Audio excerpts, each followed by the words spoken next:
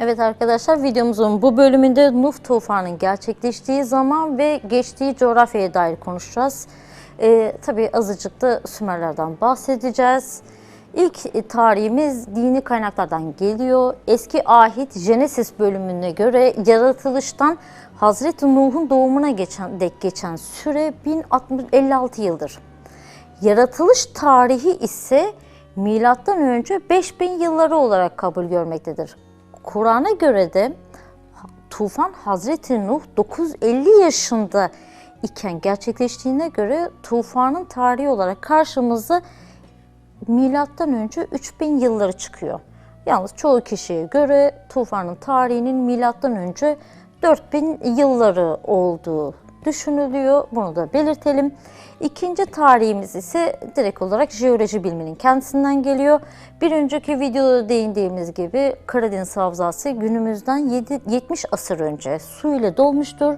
Demek ki tufana dair elimizdeki ilk bilimsel tarih milattan önce 5000'dir. Yani milattan önce 3000 veya 4000 yılları dini tarih, milattan önce 5000 ise direkt jeolojinin bize vermiş olduğu tarihlerdir. Sümer Devleti'nin kuruluş tarihini merak edenler olursa onu da belirtelim. Milattan önce 4000 yılları. Yani tufandan tam 1000 yıl sonra kurulmuş olmalı Sümer Devleti. Ki başlı başına sadece bu bilgi bile Sümerlerin nasıl olup da birdenbire tarih sahnesine çıkmış olduğunu açıklamaya yeterli bir fenomendir sanıyorum. Burada kısa bir es almak ve Sümerlere dair konuşmak istiyorum. Hani Allah bile onlardan kopya çekmiş ya, biraz da üzerinde durmayı hak ediyorlar sanırım. Elimizdeki bilimsel veriler Sümerlerin adalet sisteminin hem ticari hem de sosyal hayat açısından ne kadar sağlam kanunlara dayandığını ve özellikle kadınların ve çocukların kanundan doğan ileri sosyal haklara sahip olduğunu gösteriyor. Üstelik bu haklar levhalar üzerine yazılmış, kimsenin inisiyatifine de bırakılmamıştır. Bu kadar düz, kesin ve net ticari, sosyal ve kültürel kurallara ve kanunlara sahip bir milletten söz ediyoruz yani. Hepimiz iyi biliriz ki dümdüz, kusursuz bir çizgi çizmenin yolu önce bir cetvel yardımıyla hizalamak, sonradan cetvelin üzerine sıkıca basıp hizasını sabitlemek ve en son kertede düzgün bir kalem yardımıyla çizgiyi çekmekten geçiyor. Bu faktörlerden birinin bozuk olması veya sırasının değişmesi çizginin kusursuzluğunu bozar. Nasıl ki kusursuz bir çizgi tesadüf eseri ortaya çıkmıyorsa, kusursuz bir toplumun da tesadüf eseri ortaya çıkması beklenemez. Sümerlilerin bizzat kendi tabletlerinden anladığımız ana düşünce bu kusursuz çizginin tufandan sonra ortaya çıktığıdır.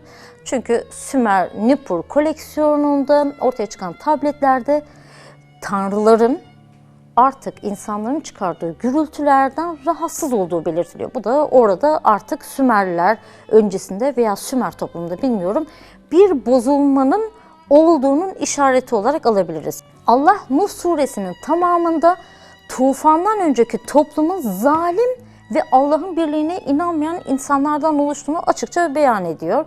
O halde tufandan sağ kurtulanlar Allah'ın kurtulmasına izin verdiği imanlı ve düzgün insanlardı.